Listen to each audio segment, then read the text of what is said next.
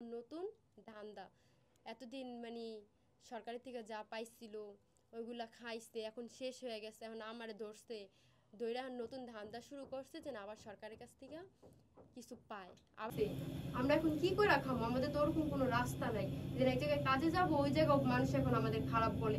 এখন অনেক ক্ষেত্রে স্টাফ আমার থেকে সই নিচ্ছে, বলছে না কোর্ট কাবিন হবে, হ্যাঁ, আর বলছে বিয়ের পরে টাকা দিব, কিন্তু আমার কোনো টাকা পয়সা কিচ্ছু দেয় না। অনেক কিছু বলছে দিব, কোনো কিছুই আমার দেয় না। এমনকি বলছে যে আমি যদি চলে আসি তাহলে আমার নামে মিথ্যা মামলা দিব।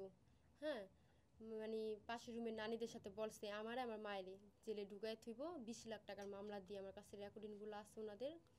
তারপর উনি যে নিজের মুখে বলছে আমি যদি চলে আসি তাহলে আমার নামে মিথ্যা মামলা দিবে।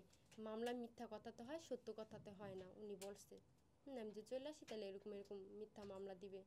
আমাকে যে টাকা দেয় নাই 10 লাখ সই নিছে, ওইটার কথা ওই জায়গায় ঢুকাই দিব যে এরকম আমার কাছ থেকে টাকা নিয়ে এসছে। উনি এটা আগে থেকে সাজায় রাখছে যে এরকম একটা মেয়ের সব কিছু জানি না শুন না, হ্যাঁ, মেয়ের আমার বিয়ের ব্যাপারে জানতো, আমার ফ্যামিলিকে এরকম জানতো যে আমরা গরিব, আমরা তো ওনার সাথে করতে পারবো না। হ্যাঁ, এগুলা জানিয়ে আমার ফাঁসাইছে। এটা হলো নতুন ধান্দা।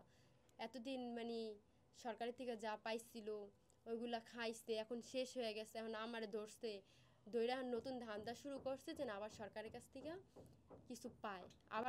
আবার কিছুদিন চলবো, হ্যাঁ, ওটা খাওয়া শেষ হইব, আমার মতো মেয়ে যারা আছে ওনাদের আবার বিচ্ছে বাইর করে ওনাদের ধরবো যে তোমার চাকরি দিমু, তুমি আমার বোনের মতো, হ্যাঁ, তোমারে পরে ওর বাসায় নিয়ে বলবো যে তোমার আমি বিয়ে করবো, সব কিছু দিয়া দিমু।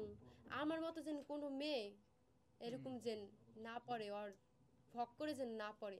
আবার কিছুদিন আবার পরে বলবো কি আবার সরকারের থেকে কিছু টাকা চাইবো, কিছু সব কিছু লুটপাট করে নিয়ে চলে গেছে। এটা হলো ওনার ধান্দা শুরু করছে যে সবার কাছ থেকে টাকা পয়সা। সাথে 10 লাখ টাকা তার ঘরের মধ্যে ছিল, ক্যাশ ছিল। ওই ক্যাশ টাকা নাকি কালাম আপনাকে গুনে দিয়েছে, তার বড় অভিযোগ এইটা। কোনো টাকা পয়সা কালাম আমার কাছে দেয়নি, কিচ্ছু দেয়নি। আপনি কি বিয়ের আগে এইটা? আচ্ছা ঠিক আছে, কালামে যেহেতু দিছে ওই জায়গা তো কালামের কোনো সই নাই। দিবইলো যারা সাক্ষী তারা আমার হাতে তুলে দিতে পারে, কালাম দিব কেন? সাথে একবার আপনার একটু প্রশ্নে যেতে চাই। আপনার যদি মনে চায় সে উত্তরগুলো আপনি দিবেন, আর যদি মনে না চায় সেটা স্কিপ করবেন, সেটা আপনার ব্যাপার। প্রত্যেকটা অভিযোগ পাল্টা অভিযোগ রয়েছে। প্রথমত অভিযোগ আমার, জল্লাদ শাহজাহান অভিযোগ করছে যে একটি হোটেলে ওরসে জল্লাদ শাহজাহান প্রথম করলেন। হ্যাঁ, আমি মামলা করছি। তারপরে এই মামলার দায় এড়ানোর জন্য আমার নামে মিথ্যা অভিযোগ প্রতারণার মামলা দিচ্ছে। আপনি কি মামলা করছেন তার বিরুদ্ধে? আমি মামলা করছি, আমাকে মারধর করতো, টাকা পয়সা চাইতো, তারপর যে আমি সই নিছি এটার জন্য। আপনি কখন বুঝতে পারলেন যে ও আসলে ফাঁকা কলসি, কোনো টাকা পয়সা নাই? ও তো আমার এরকম বলছে যে আমার সবকিছু দিব, হ্যাঁ, না দিয়ে উল্টা আমার কাছে টাকা পয়সা চায়, আমাকে নির্যাতন করে, মারধর করে।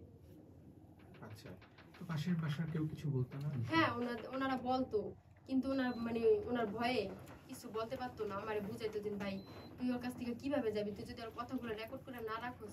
ওই মহিলাদের কিছু রেকর্ড আছে, আপনারা শুনলে বুঝতে পারবেন যে আমাকে অত্যাচার করতো, আমাকে মারধর করতো।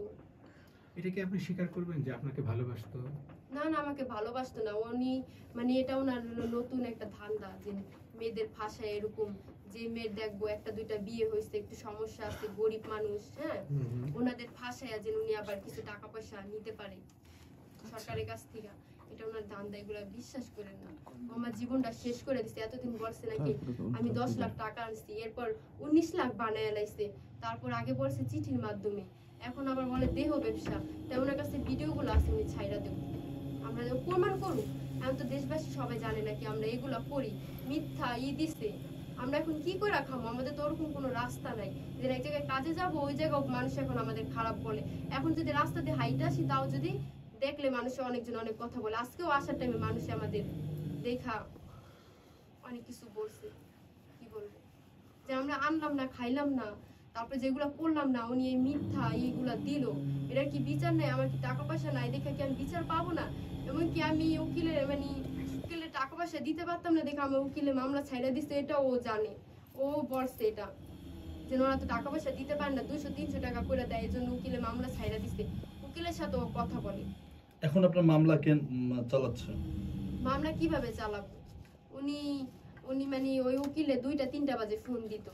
এখন আপনার মামলা কে চালাচ্ছে, টাকা পয়সা কে দিচ্ছে? এখন মানে ওই আপনার ওই জায়গার থেকে কাগজপাতি না আরেকজনের কাছে দিছি।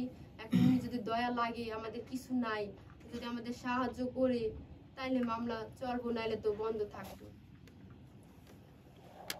আন্টি যান, বিবেকটা এই পাশে আসো। আমি